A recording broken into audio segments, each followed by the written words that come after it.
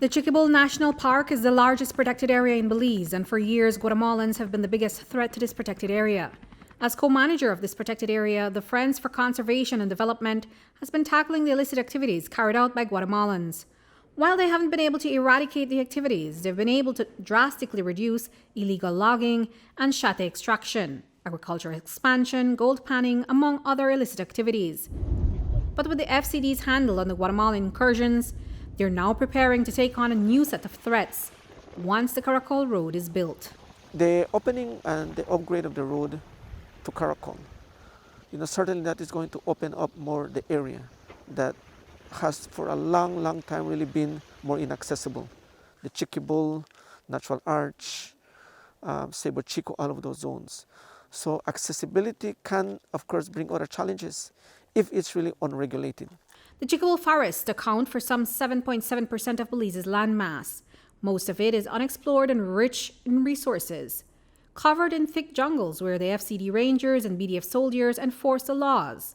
So it's safe to say that most Belizeans have never visited this site that is tucked away in western Belize.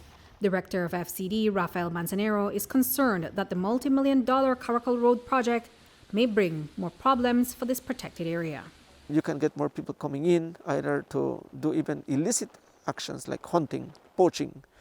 Visitation can bring also forest fires if they are not really properly well regulated.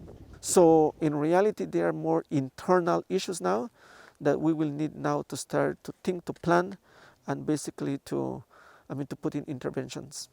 And Manzanero hopes that the government will be able to put some of those measures in place. And so to highlight the challenges and show the value of this forest, Minister Orlando Habet and CEO Kenrick Williams of the Ministry of Sustainable Development, Climate Change and Disaster Risk Reduction visited the Chiquibul this weekend. The government officials visited the nesting sites of endangered scarlet macaws along the Chalillo Lake, toured the Las Cuevas Research Station, among other activities. Certainly, the interest of the ministry is to make sure that these lands and properties and actually our resources are managed efficiently for the larger good of the Belizean people. We can see that coming in, especially in the Pine Ridge area before we reach the Chiquibul, there's a lot of denuding of the forest, and we're losing a lot of our biodiversity. And so as a government, we need to make certain that this biodiversity is maintained. But the balance between conservation and economic interests can become blurred, especially for a developing country whose economy has been weakened by COVID-19 and being led by a new government with no money to make good on their election promises. With the road, this area will open up. The sale of real estate in the Mountain Pine Ridge area is bound to bring tourism and other development projects in the next couple of years. The F.C.D is worried about those possibilities and what they mean for this protected area. We are highly concerned, of course, because it is really a thin line. Sustainable development, and then how do you really do the protection also of the key resources that one has. If we look at water resources, for example, that is very much key. Well, how much value does the country really is willing to put into that for the long haul? Here we are standing on a main key headwater for the Macal and for other sub-watersheds. So do we really want a development that is really more open ground like this, or do we want really to capture it as a true headwater? Is it going to be more the economical values in the short term, or is it really more the kind of the long term, the benefits that one would be able to accrue from these resources? CEO Kenrick Williams says that the Sustainable Development Plan for the Chiquibul Complex will help to guide the use of these resources.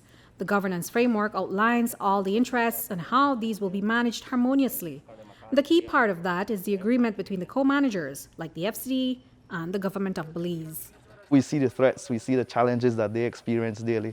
Just getting to location, just getting to site, you've experienced some of the difficulty. The government of Belize is a partner in co-management, and so we have to ensure that we have the requisite resources, support to our co-management partners like F.C.D. And so one of the key things that we have been working on at the ministry is looking at the commitment that is required in terms of the government of Belize and the support that is required to these co-management agencies. Several of them don't even have an official tenureship. They don't have a co-management agreement in place with the government.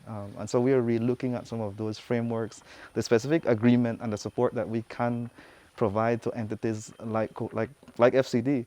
to be able to adequately do their work. Reporting for News 5, I'm Andrea Polanco.